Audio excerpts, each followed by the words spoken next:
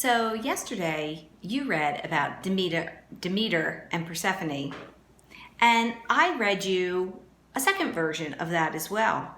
And I'm wondering, were you able to find the likenesses and the differences between the two? Well, let's review whether it was a creation myth or a morality myth. And you can look in your OneNote while I'm explaining it to you. It says here that it's a creation myth because it explains how the seasons came to be.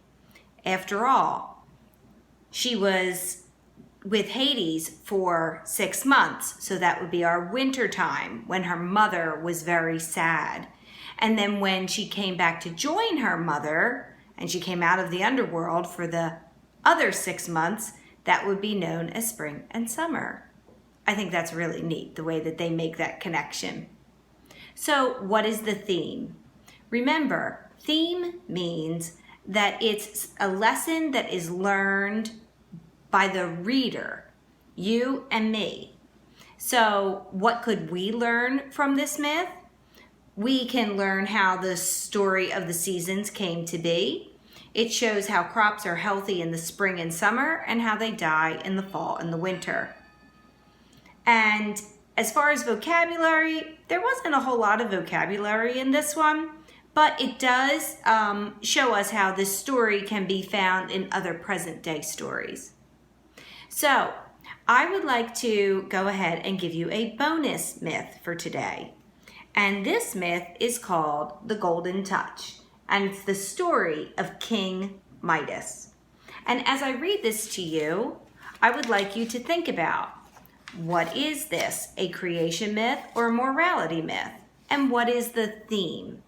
I keep on talking about those two things because they're going to come together in the next part of our lesson today. So here we go. King Midas was a greedy man. In fact, he was one of the greediest people who ever lived. All day long, he thought about how much gold he had. And all night, he dreamed about how he could get even more. You can see him there, admiring his gold. Midas once did a favor for a god, and in return, he was granted one wish, anything he wanted. Midas thought long and hard. How could one wish satisfy his countless desires? He thought he deserved at least 3. After all, weren't 3 wishes the standard reward? He felt cheated until an idea struck him like a flash. And here he's saying, I know how I can get it. My wish is that everything I touch will turn to gold.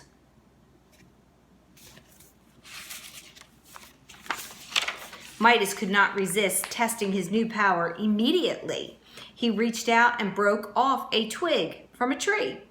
To his delight, the twig became solid gold. He began grabbing everything in sight, dirt, leaves, grass, flowers, and everything he touched hardened into gold. And here he's saying, I'll be the wealthiest, most powerful king in all the world.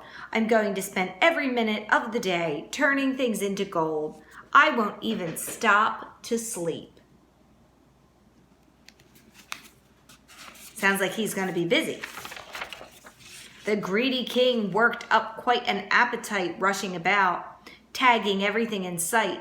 After many hours, he returned to the castle to order a royal feast. As he sat down, the table and chair turned to gold at his touch. He noticed with glee that the cup became a golden goblet in his hand. Midas took a sip of water to quench his terrible thirst, and suddenly he choked on a glob of metal. Spitting it out, he realized that the water had turned to gold. I think he has a problem now. Midas picked up a piece of bread and shoved it into his mouth as quickly as he could, but he could not outsmart his golden touch. As soon as the bread touched his lips, it turned into a chunk of gold. What is the use of having more gold than Apollo if I can't even eat a piece of bread? I'll be the richest, hungriest king in history. Storming out of the banquet hall, Midas bumped into a servant. He turned to yell at the servant for getting in his way, but instead came face to face with a life-sized golden statue. So here, he ran into his servant, and when he bumped her, she turned into a golden statue. Sobbing, Midas collapsed on the floor and begged the gods for mercy. His tears fell like tiny golden marbles, which only made him cry harder. I've learned my lesson. I was too greedy and I'm punished for it. Now I know that riches cannot buy happiness.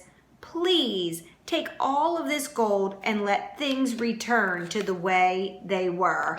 And here you can see him crying, golden tears. The gods took pity on the pathetic king and took away the Midas touch, which was, after all, a curse and not a gift.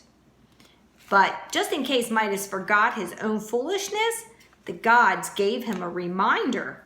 2 donkey ears sprouted from the top of his head, and Midas never forgot his lesson. And you can see those 2 ears right here. So, was this a creation myth or a morality myth? I think this is a morality myth because it's teaching us not to be too greedy. After all, isn't that what the theme is? Don't be greedy. Or sometimes I like to say, appreciate what you have. That's kind of like the flip side of it, right?